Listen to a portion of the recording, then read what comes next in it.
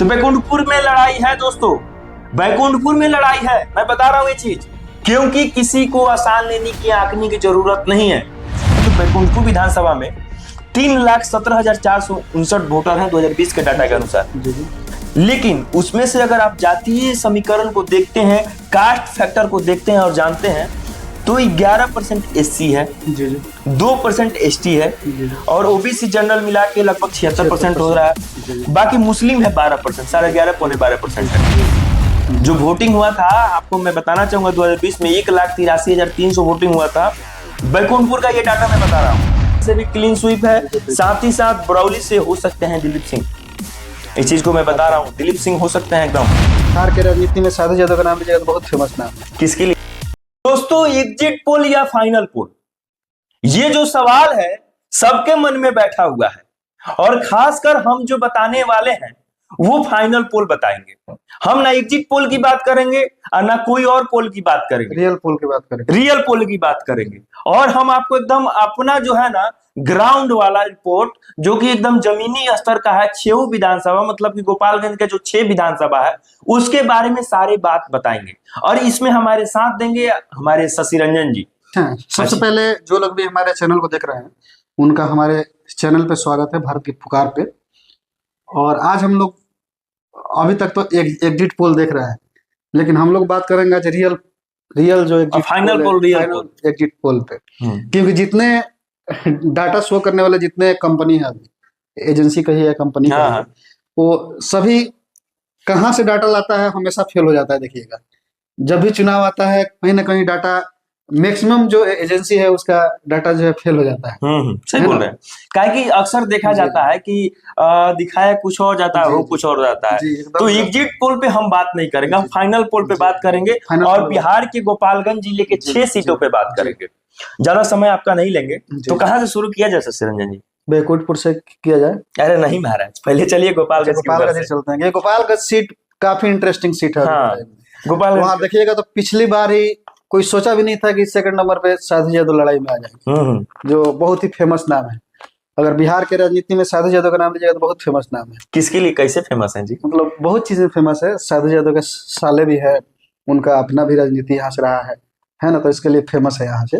चलिए हम लोग फाइनल पोल के बारे में। अभी अलग बात है कि उनको आरजेडी में जगह नहीं मिला है या महागठबंधन के किसी पार्टी में जगह नहीं मिला है, तो उनको दावेदार बीएसपी से चुनाव लड़ना पड़ा। दावेदार थे आरजेडी के, दावेदार वो रहे ही नहीं है, वो उनको जगह नहीं मिलता है। चलिए गोपालगंज का जो आप बात कर रहे हैं कि गोपालगंज में साधु यादव हो गए, तो प्रकाश गर्ग भी कम ये हैं पार्टी से, कांग्रेस से, लेकिन वहां पे बीजेपी के उम्मीदवार सुभाष सिंह है। जी देखिए सुभाष सिंह जो है पुराना नेता है वहां पे, ऐसा कहिए तो फील्ड में उनको लोग पहले से जानता है ना, तो वो पहले से भी एक्टिव रहे हैं वहाँ पे। जो अब दूसरा नाम बता रहे हैं मेरा खुद सुना हुआ नाम नहीं है।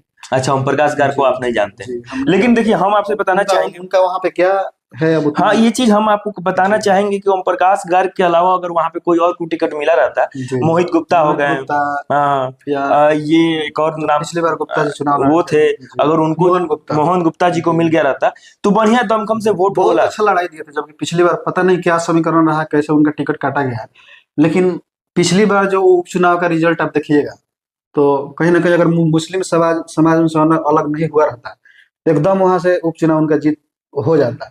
लेकिन उस समय शहाबुद्दीन का जो फैमिली था उनके विरोध में था। अच्छा, आपको भी पता होगा उपचुनाव के टाइम में लोकसभा में भी वो लोग विरोध में था, तो इसके कारण से उपचुनाव में वहां पर उनका हार हुआ था।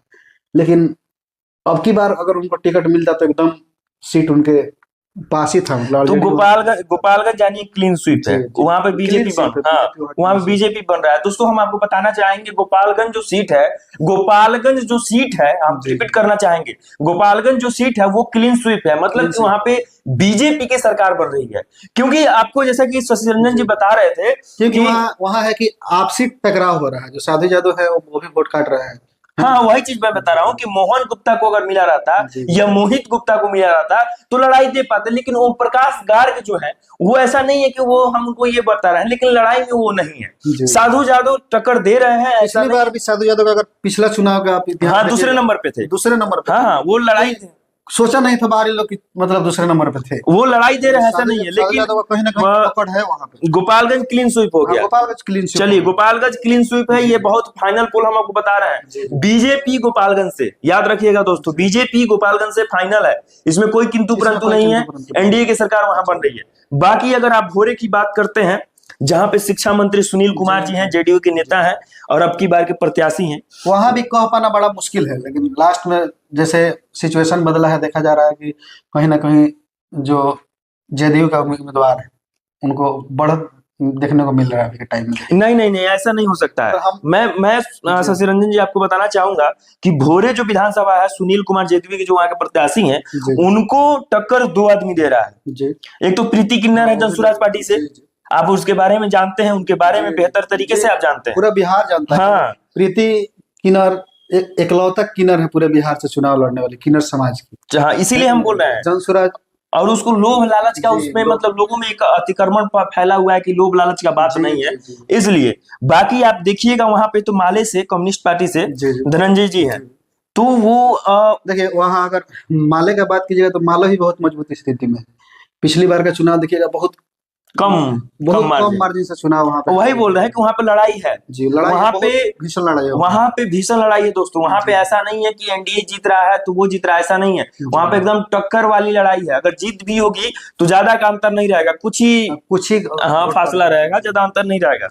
बाकी आपको हथुआ ले चलते हैं। हथुआ के जो विधायक थे आरजेडी से थे राजेश कुशवाहा जी, उनसे पर्सनली हम मिले भी हैं, ग्राउंड में भी घूमे हैं, तो लोगों का थोड़ा बहुत उनसे नाराजगी दिखा, नाराजगी है उनका, दिखा काम को लेके, उनके क्रिया को लेके। मतलब हम लोग तो खुद उनके पास जा चुके हैं। हाँ हाँ, हम लोग गए थे, हम लोग मिले हैं उनसे, वहाँ आसपास रिव्यू भी लिया है। आदमी खराब नहीं है, बहुत बेहतरीन आदमी है, लेकिन वो जो होता है ना, उनका कंप्लेन था कि कहीं ना कहीं सरकार हमारे सपोर्ट में नहीं है, जो काम मांगते हैं हमको मिलता नहीं है। हाँ, तो मतलब इसलिए आप समझ सकते हैं जब उनके पास ऐसा कंप्लेन है तो कहीं ना कहीं जनता के पास। तो राम सेवक सिंह जेडीयू के उम्मीदवार थे, उनके पलड़ा भारी है वहां पे। वहां पे उनका पलड़ा भारी है और वहां से राम सेवक सिंह उम्मीदवार हो सकते हैं, हाँ जीत रहे हैं, वो हो सकते हैं। लेकिन कुचाय कोट अमरेंद्र पांडे, वहां तो मतलब कुछ कहा नहीं। वो डायलॉग मुझे शशि रंजन जी याद आता है कि अमरेंद्र मतलब बाहुबली, अमरेंद्र बाहुबली यानी मैं, वो याद है ना बाहुबली का। लेकिन यहाँ पे क्या कह सकते हैं, एक अफवाह चल रहा है बहुत ज्यादा।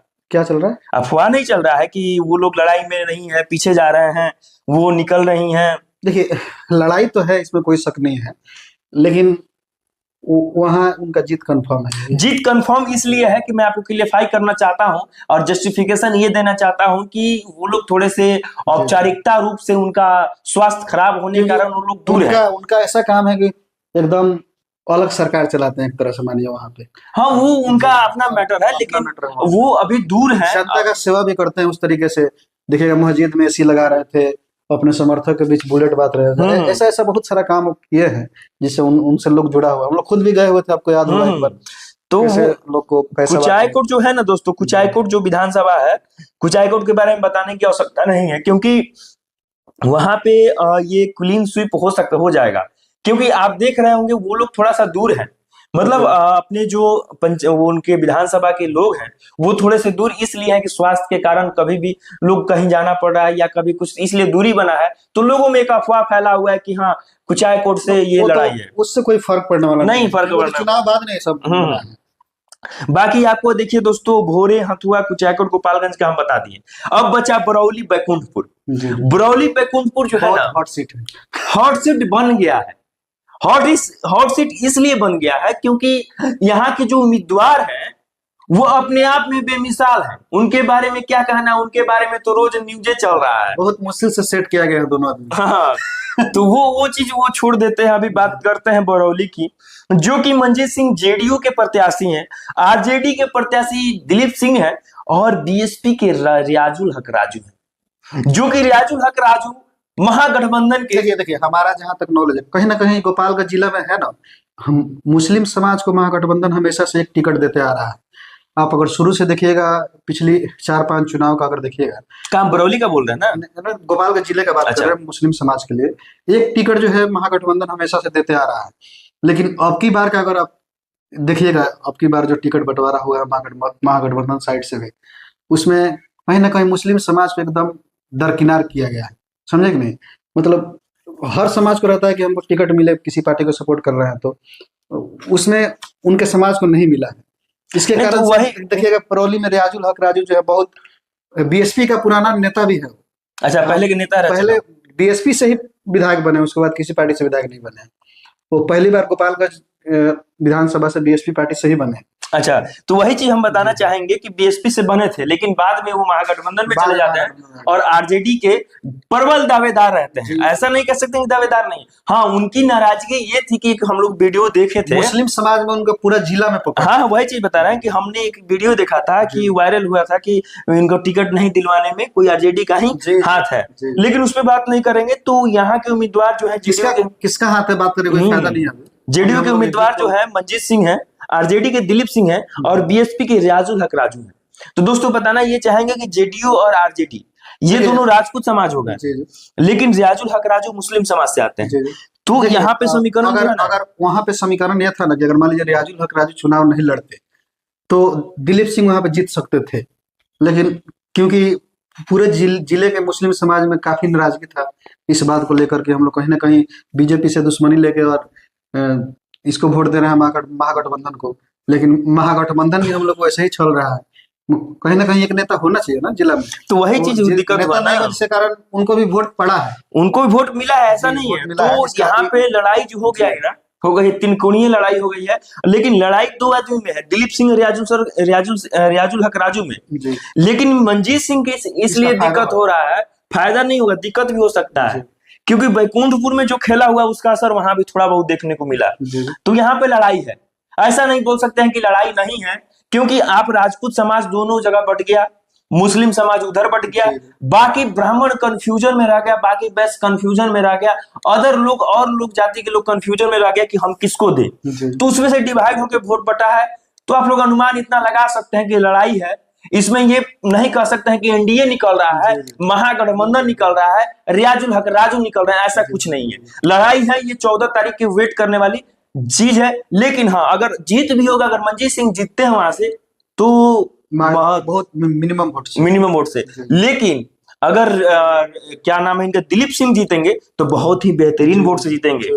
दिलीप सिंह जीतेंगे, ये बेहतरीन वोट से नहीं जीत सकते हैं, वहां भी लड़ाई इतना आसान नहीं। अगर वोट सर पड़ा होगा ना तो एक तरफा चला गया होगा। जहां तक हमको उम्मीद है, हम लोगों ने गए थे तो कवर किए थे कि दिलीप सिंह को एक तरफा वोट मिला होगा। अगर मिला होगा तब ठीक है। बाकी आते हैं बैकुंठपुर। बैकुंठपुर के बारे में आते हैं, बैकुंठपुर के बारे में जानते हैं। बैकुंठपुर अपने आप में बेमिसाल रहा है और इसके चलते ना, बैकुंठपुर के चलते छेऊ विधानसभा का स्थिति घबराया था। अभी पूरा जिला में ऐसा कहिए, पूरा सारण में लोग बैकुंठपुर को जान गया। पूरा सिस्टम जैसे काराकाट को सब लोग जान गया है ना, वैसे ही बैकुंठपुर को जान गया है। तो बैकुंठपुर में लड़ाई है दोस्तों, बैकुंठपुर में लड़ाई है। मैं बता रहा हूं ये चीज, क्योंकि किसी को आसान लेने की आंकने की जरूरत नहीं है। आरजेडी के उम्मीदवार आदरणीय प्रेमशंकर यादव जी हैं और एनडीए के उम्मीदवार आदरणीय मिथिलेश तिवारी जी हैं। तो लेकिन यहाँ पे अगर देखिएगा तो समीकरण बहुत उल्टा हो रहा है। देख सकते हैं, अगर डाटा की बात करते हैं तो बैकुंठपुर विधानसभा में 3,17,459 वोटर हैं 2020 के डाटा के अनुसार।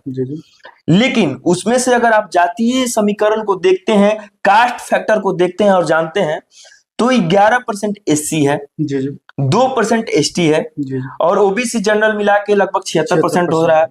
बाकी मुस्लिम है 12%, 11.5 पौने 12% है। ये जो वोटिंग है, ये आंकड़ा अपने आप में विख्यात इसलिए बना रहा है कि पिछले बार माने 2020 में जब चुनाव हुआ था उस समय 60%, 60.86% वोटिंग हुआ था। लेकिन अब की बार 68%, 68.44%। फेस्टिवल का टाइम था, बहुत लोग आया हुआ था बाहर से, तो चुनाव हाँ वही छठ जो मेन फैक्टर बन गया ना, कि जो लोग छठ में आए 28 तारीख को, वो लोग सोचे कि अरे 6 नवंबर को वोट करके ही जाएंगे। इलेक्शन कमीशन ऑफ इंडिया भी बहुत दिमाग से चुनाव रखा है फेस्टिवल के टाइम पे। हाँ वही चीज हुआ। तो यहाँ पे जो 8% वोट बढ़ा है ना, वो यही फैक्टर हो सकता है। लेकिन हम आपको बता दें, जो वोटिंग हुआ था, आपको मैं बताना चाहूंगा 2020 में 1,83,300 वोटिंग हुआ था बैकुंठपुर का ये डाटा मैं बता रहा हूं।